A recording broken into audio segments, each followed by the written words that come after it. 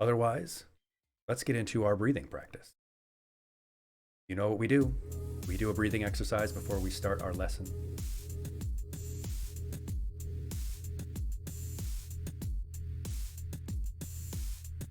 So let's do that. Yeah, you better check your notes, Bit Shepherd. Have you been studying? Have you been paying attention?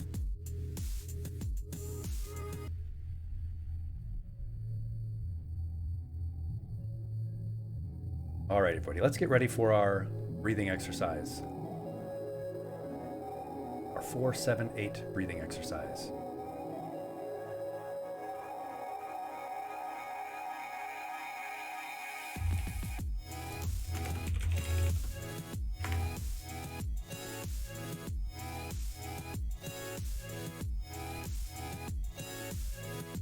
You know what to do. Sit up straight. Make sure you're comfortable. Shoulders back, feet flat on the floor. Put one hand on your chest, one hand or paw or claw or talon or whatever it is that you have on your abdomen, so that you can feel your abdomen rise and fall, because we want to pull that oxygen down deep into the lungs.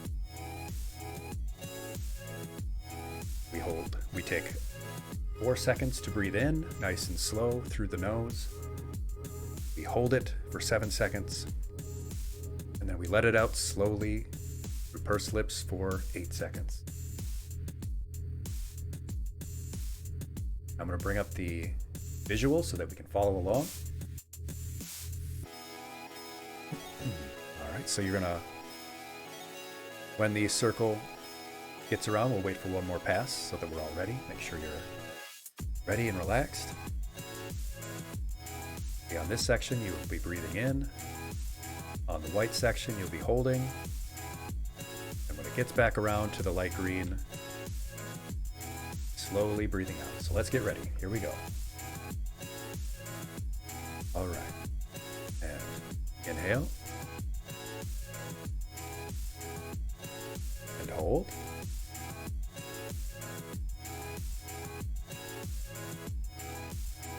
Slowly exhale.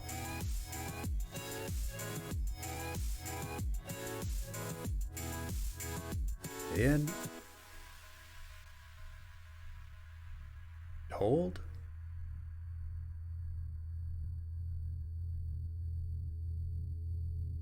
Exhale.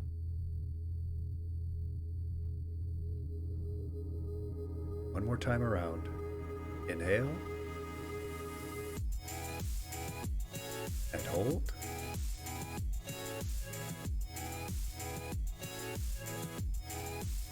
Let it out.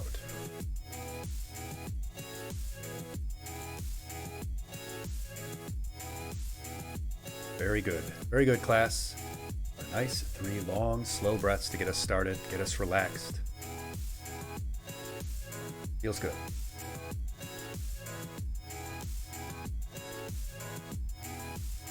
Now, don't be alarmed, but I've forgotten something again. I forgot to bring up stream avatars. Forgot to bring up our little buddies.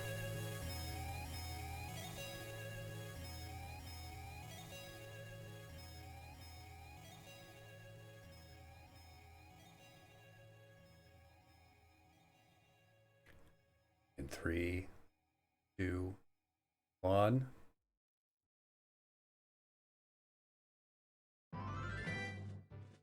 There they are. They should be popping up now.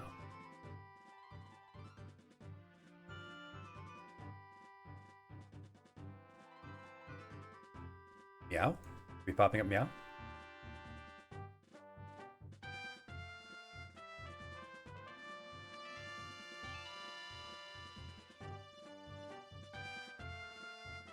There we go. There we are. There we have our little friends right about now.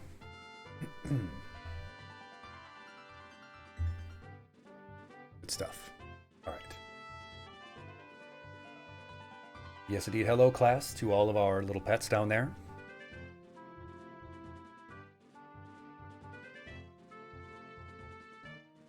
All right, class, let's talk about blood donation. This will be our lesson for the day. Blood donation is an amazing, hardly believable thing that we have. The first blood transfusion took place well over 100 years ago now, in 1907. Seems like a long time ago, but that's a lot of history before that we didn't have that as an option. Think about how many things that we need blood donation and blood transfusion for. We didn't have that for any of human history all before that. There were virtually no options available. Leeches and bloodletting were common for a reason. It was thought to be the only thing you could do. For wounds and blood loss, there really wasn't anything you could do. You might try to replenish fluids in general as fluid volume with water, but that was about it if you lost too much blood. Life expectancy for people who lived with hemophilia was 11 years old, even into the 1950s. But as blood donation and blood transfusion became safer and more common, many, many lives were saved. All because of this, the idea that you can pump blood from one person into another. That it just works. So many issues and conditions need blood. From bone marrow disorders to types of cancer that can cause decreases in the red blood cells that bring oxygen to all of our tissues. Many blood disorders like hemophilia and sickle cell anemia. Of course, any time that you might be in surgery or there's an accident or people suffer wounds. Pregnancy complications can require blood transfusion. And of course, many autoimmune disorders can lead to severe anemia and other complications that need blood. You reckon, Kat? Yeah, there's a section there in the Hyrule Field main theme that certainly does not match up. Forgot about that section of the song. The rest of it sounds great, but yeah, it gets a little dissonant there. Some minor chords. Whole blood donation is the most common, of course. That has all of the parts of the blood. The red blood cells, the plasma, and the platelets. You can donate up to a half a liter, which seems like a lot, but it's only about 2 cups. That's all it takes. Sometimes it's separated into the various components or just sent off as whole blood. They test it for any diseases or disorders. They put it on ice and send it to blood banks, clinics all over the country, wherever it may be needed. If you do donate whole blood, you can do it about every 2 months. That volume of blood isn't very much, so you can replenish that volume in about 24 hours. And your red blood cell count goes back up to about normal within a few weeks. There are 2 main places that do blood donation and collect blood to be sent out. That's the Blood Centers of America that really, it does 50% or more of all of the blood donation. And of course, the Red Cross that I'm sure you know of. Plasma donation, on the other hand, occurs where they take the whole blood out, but then a machine, an apheresis machine, like a big centrifuge, separates the red blood cells from the plasma, and the rest of that blood is sent back to you. Plasma carries a lot of critical proteins and hormones that help healing. There's a very high need for plasma. Because if for different conditions and disorders they can help them without doing whole blood, they want to do that instead. So plasma has a very high need, and so it's often compensated for if you donate. You can donate plasma up to twice a week, because that volume and that replenishing is done very quickly. Given that it's compensated, some people who can make the time to donate regularly every month, they can make a few $100s every month doing so. There are eligibility requirements, of course, and we'll talk about that in a little bit. The process is really easy if you've donated before. Even if you haven't, though, there's only a little bit of paperwork, a questionnaire you fill out. They'll quickly do a little bit of a pinprick on your finger and do a quick test to make sure that you're eligible. And then a phlebotomist, who is a specialist in taking blood, will get you ready, wipe down your arm, do the insertion, and monitor you as the blood is drawn. And that's it. It's over. It's done. Typically only takes about 30 minutes. It might take about an hour for your first time donating plasma, but that's about it. Oh, you do try to donate whenever there's a drive reckon. That's fantastic. Yeah. Sometimes iron is too low, and that's why they sort of test. They want to make sure that you'll be perfectly fine. If you do have low iron or low hemoglobin, they'll let you know, not this time. Come back next time maybe.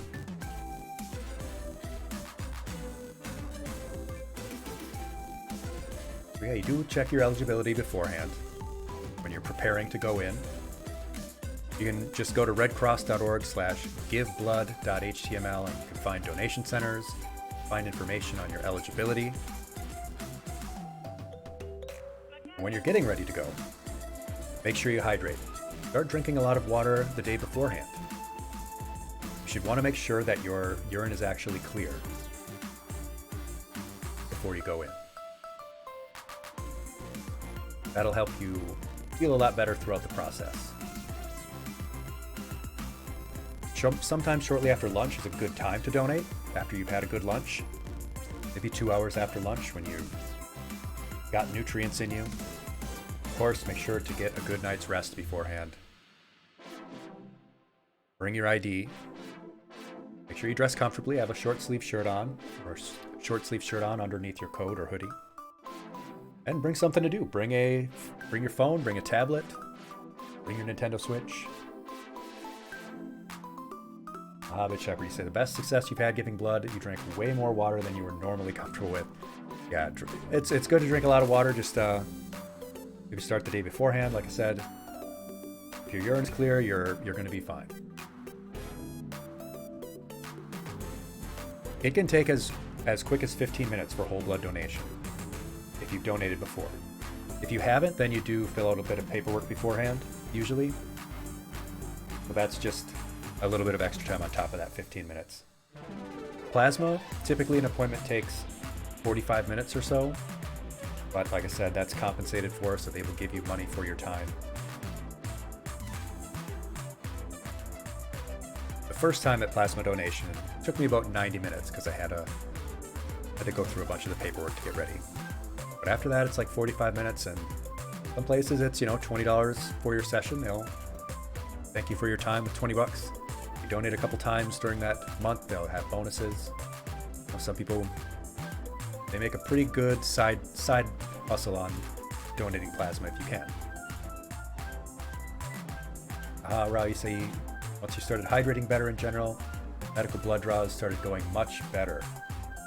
Yes, absolutely. Of course, being hydrated doesn't just help with this; it helps a whole host of your medical well-being, like Rao says.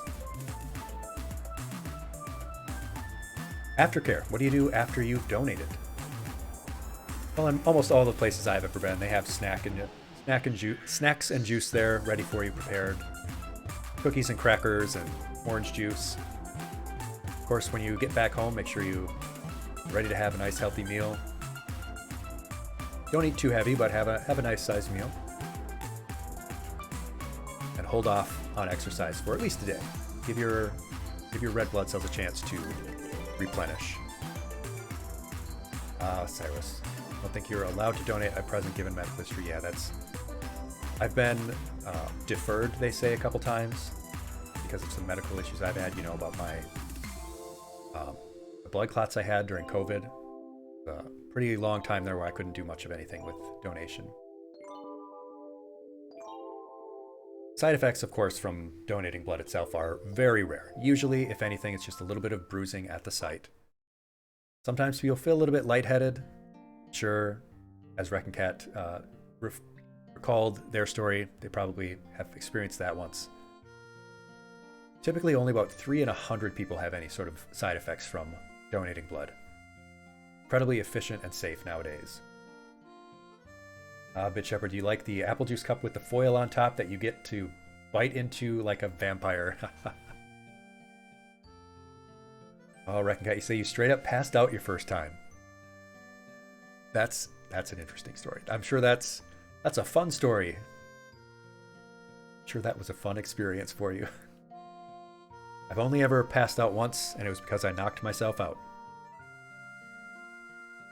I was a teenager. I was watching a rec softball game, and I was... Oh, is there an ad? Is there an ad? Did an ad just start?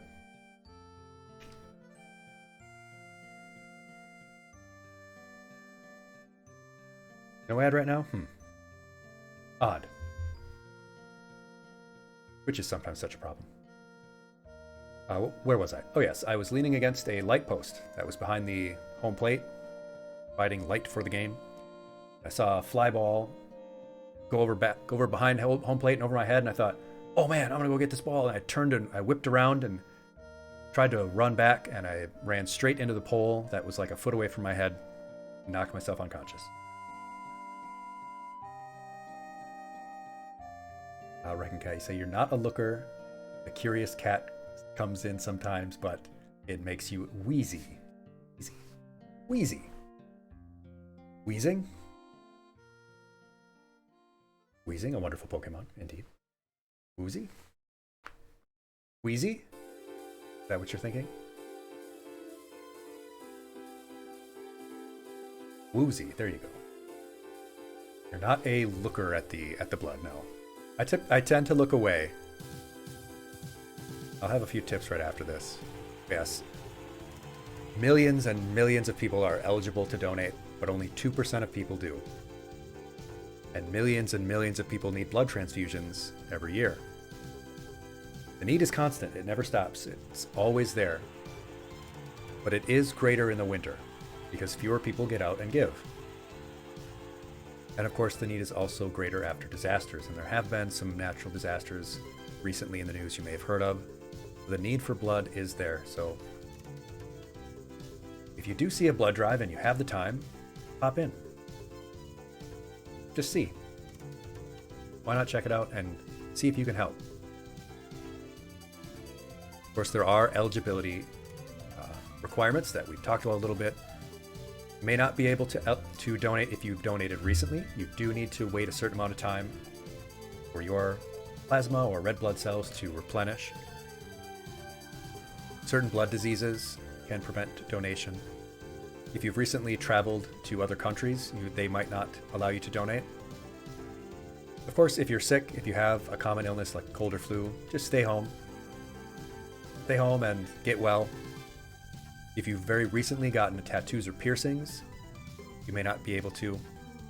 IV drug use, of course. If you've recently had surgery, you probably shouldn't be donating blood. You need all of the blood you have.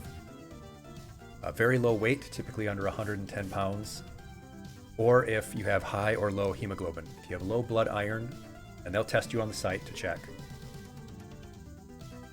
But they'll go through this in a short questionnaire, and they'll make sure you're good to go.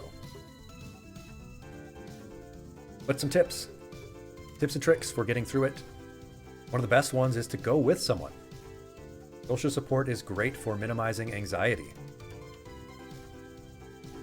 Make you feel more comfortable. You're there with someone. You're going through that experience together.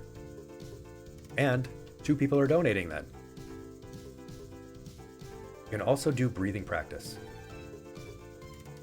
You know, like the breathing practices that we've done, the skills that we've learned.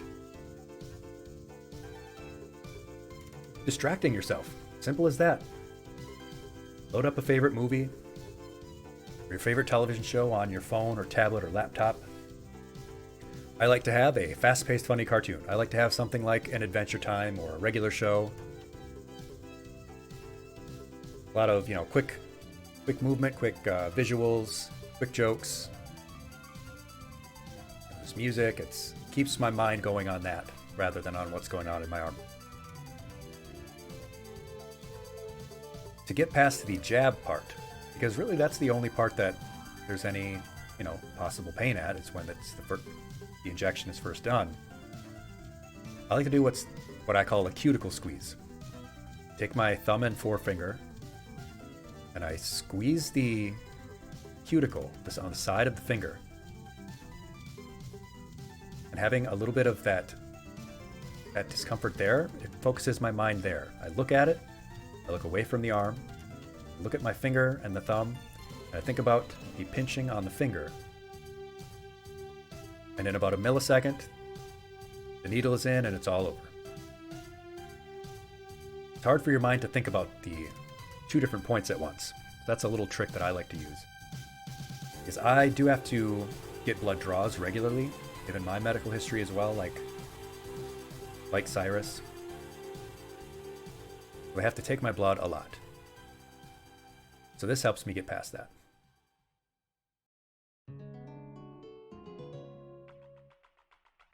Cyrus has some good tips there. You've got many IVs lately, and what you do is bring a stress ball. Very good.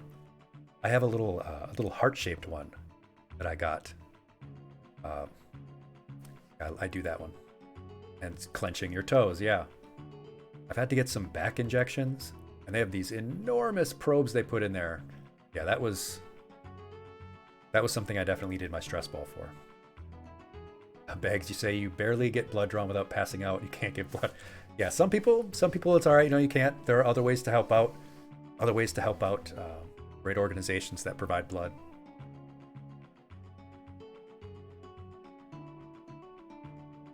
But you know what? It doesn't cost anything to check your eligibility. And even if you just go one time, even if you just donate once to experience it, see what it's like, and you decide, well, I don't know if I can do that again. Hey, you've done it one time, and that blood is going to help someone. That one time you give, that blood is going to help someone. You've gotten an experience, and someone is going to benefit from it. It might even be someone you know. Begs, you say you don't know what your blood type is. S+ for S. Anyway. You have A- Reckoncat, yeah. You're among only 6%. 38% of people have O positive blood. And 34% of them have A positive. So those are the two main types. They take up almost all of the blood types. I have A positive, I'm pretty sure. Actually, I just looked. I have to check. All right, be right back. I have my dog tape.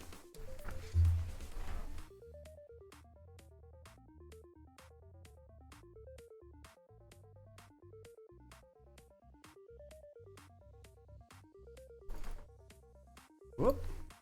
And there I am again. Let's see. Yes, A positive. And a little note here that I am allergic to shellfish. Yeah, A positive. Yes, a badger tag pirate. Yes, indeed. Yeah, so, 70+% of people have O positive or A positive. That means that it doesn't mean that those are not needed as much. The fact that those are the most common types means that there's a lot of people who have that type of blood and need it. B positive, O negative, A negative, those are all a couple of percentage points. The very rare types are AB positive, B minus, and AB negative. AB negative is just 1% of all blood.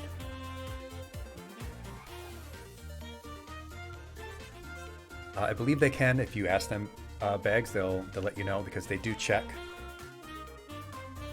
Because O negative is considered the universal blood donator, because O can be given to any other type of blood. The positive or negative refers to the RH marker. Off the top of my head, I can't remember exactly. But if you don't have it, you can give to anyone who is negative or positive. And since O matches with any of the others, O negative, that's 7%, they can donate to anyone. So that blood type is always in demand. Yeah, it is fun to know. And there are some cultures who believe that there are certain personality traits that go along with different blood types. I know in Japan there's some cultural affiliation with the different blood types having different personality traits. It's sort of like if you are a Pisces, you have certain personality traits. some Japanese games will include the blood types of characters to sort of give you a reference of the type of character they are, the type of personality they have. That's right. Our good friend Cyrus is a cancer survivor. Absolute warrior.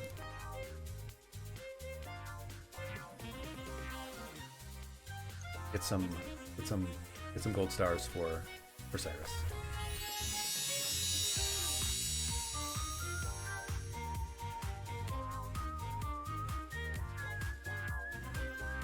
All right, I'm going to play the hydration beam just to make sure that it's not too loud again.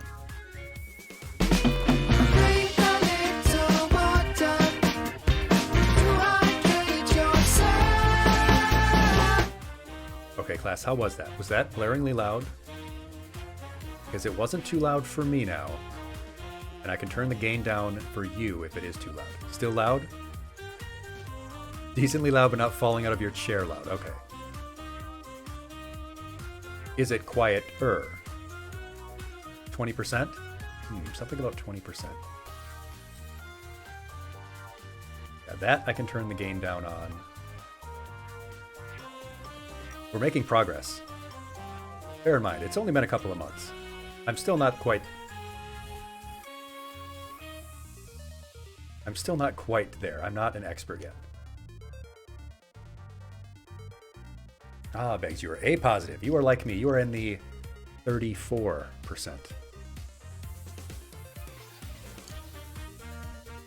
Thank you, Sad Panda.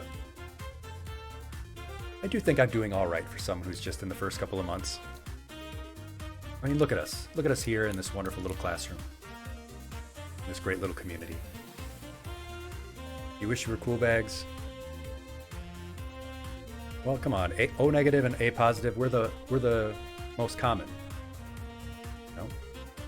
We're like a starter Pokemon.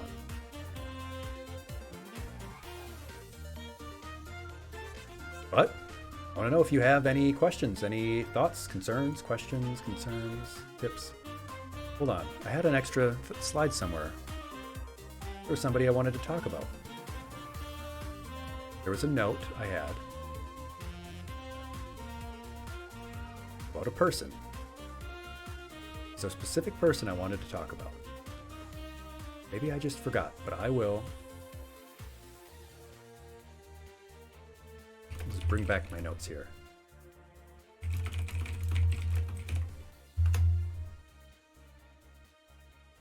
There's a person.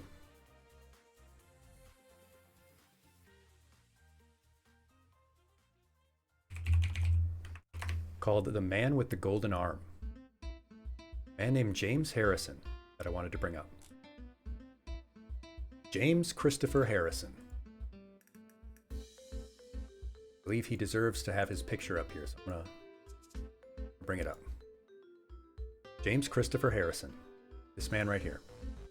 He's known as the Man with the Golden Arm because his blood donations, because of his type of blood and how much he has given, is credited with saving over 2 million babies. When he was a teenager, in the 50s, he had a major accident. He had a major surgery he needed. He found out that he had required a lot of blood, and he was moved by this. He realized that blood had saved his life, so he made a pledge that as soon as he was old enough to start donating, he would donate regularly. And so he did.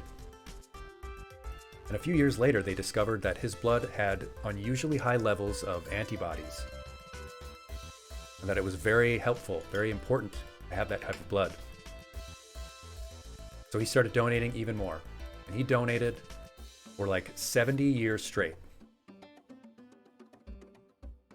He donated over 1,000 times.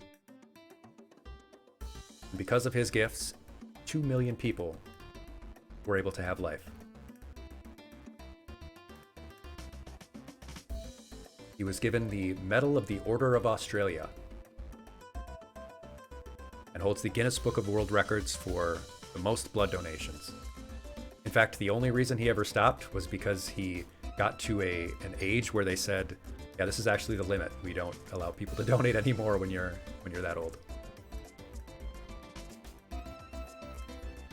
And yes, indeed, Rao, they are actually working on cloning his antibodies.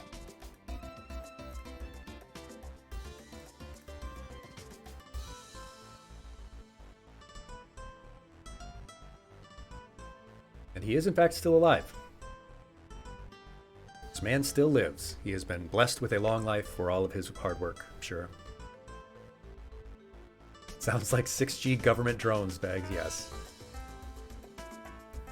They're gonna use his blood for it's gonna be like some Metal Gear stuff, right?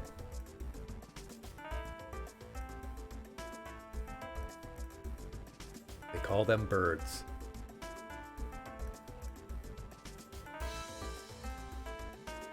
My arm. It's moving on its own. Liquid!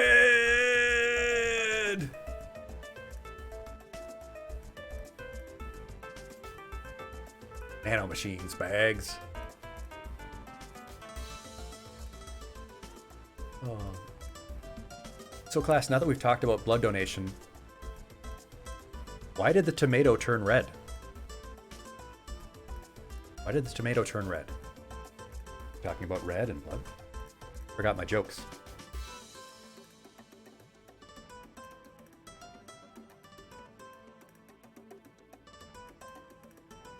The tomato turned red because it saw the salad dressing.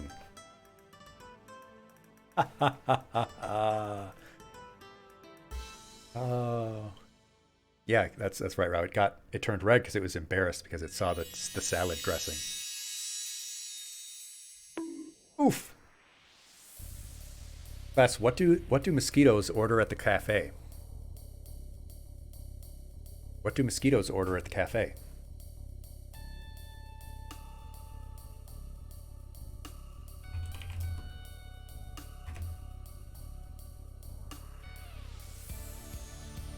You would think a Bloody Mary, huh? They order a liquid lunch. A little defying expectations there, huh?